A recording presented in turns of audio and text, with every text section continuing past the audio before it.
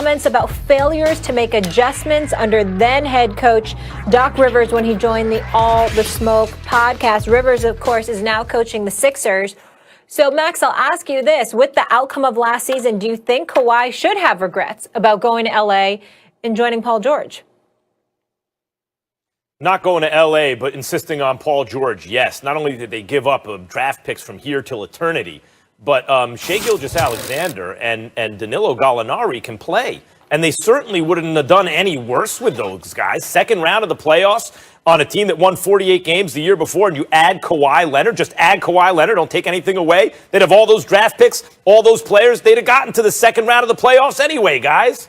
Yeah, you should regret it. Paul George, I take no pleasure in saying this. And I wish Paul George wasn't bad in the playoffs, but he's a pale version of himself. He's just a shadow of himself in the playoffs. In the regular season, Paul George is not quite an MVP, but he's more than an all-star, right? He's not like a guy who maybe he'll make the all-star team.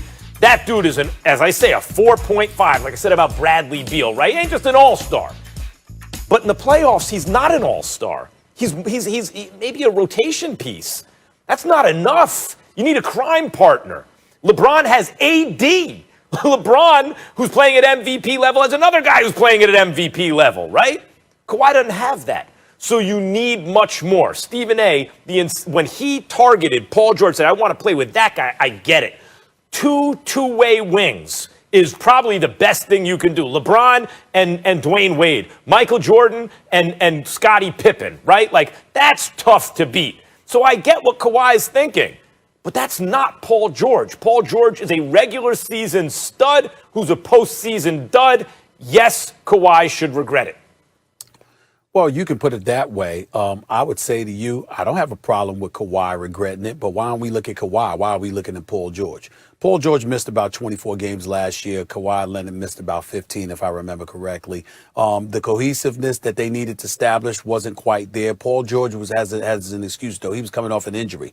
Kawhi Leonard, it was all about load management. He practiced when he wanted to. He played when he wanted to. He came out of the games when he wanted to. He had the complete support of management and ownership. And more importantly than that, when you're that superstar, two-time champion, a two-time NBA Finals MVP, particularly when you make the demands that he's made, private jets and everything else in between, being a prima donna that he came across as being, at least according to numerous sources in the league, the bottom line is that you got to be the one to be able to step up.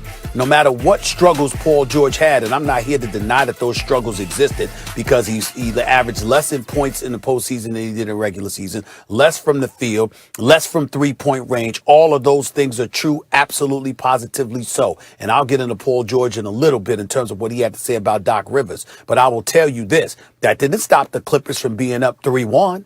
Now, on many, many occasions, myself, you, and everybody else included, when LeBron got swept, what did we say? You couldn't get one game. You had my man imitating me on Instagram.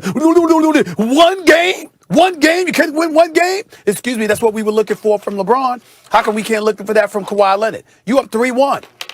Paul George, no matter what happened with the Clippers, no matter what his struggles were, it didn't stop you from getting past the first round. It didn't stop you from going up 3-1 in the second round. So how come I can't look at my two-time champion, who's a two-time NBA Finals MVP, who's got all of these requirements and all of these demands for his services? The Clippers didn't want to give up all those damn picks for Paul George, but Kawhi said, either you get him or I'm not coming. So if all of that's being the case, how come I can't rely on Kawhi to get me one game? One. So you could get to the conference finals for the first time in franchise history. He couldn't do that?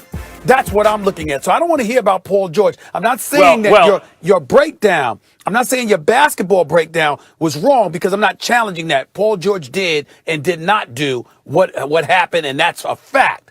All I'm saying is, at the end, who caused all of that to happen?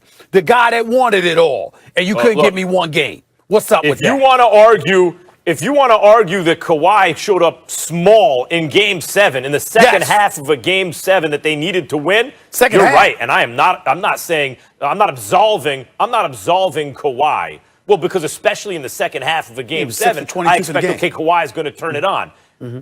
I get it, but especially late in the game, I'm expecting him to turn it on. It's normally what he does. He didn't. I'm not absolving him of blame, right? It's his job to try to carry the team. But Stephen A., let's be honest. Like Kawhi's regular season numbers, they went up in the postseason. He was better in the postseason than he was in the regular season. He was very good in the regular season. He was great in the regular season. Even better in the playoffs. If Paul George would have played at Kawhi Leonard level, they would have been in the second round. Okay. If Paul George played at normal regular season Paul George levels, they would have been a real challenge for the Lakers in the conference finals. He didn't. So to say Kawhi needed to compensate is a fair point, but it's Paul George who went away. He went away not just for one game, not just for a game they needed, not uncharacteristically in the second half in the fourth quarter of a Game 7. I don't give Kawhi a pass on that, and I didn't on this show. But that's very different from just being a regular player in the playoffs. That's why Kawhi should regret it. Stephen A., you mentioned all the favoritism shown by Kawhi. What is the reporting? And you would know this better than I do. What's the reporting? That the team resented it about Kawhi? No, not that the team resented it about Kawhi. They resented it about Paul George. Because they know an MVP caliber player, when they see one, they see Kawhi, they go, we get it. They see Paul George, they go, not him. He shouldn't get that same treatment. And Paul George deserves that based on his play in the playoffs. Time out. Do you respect Steve Ballmer?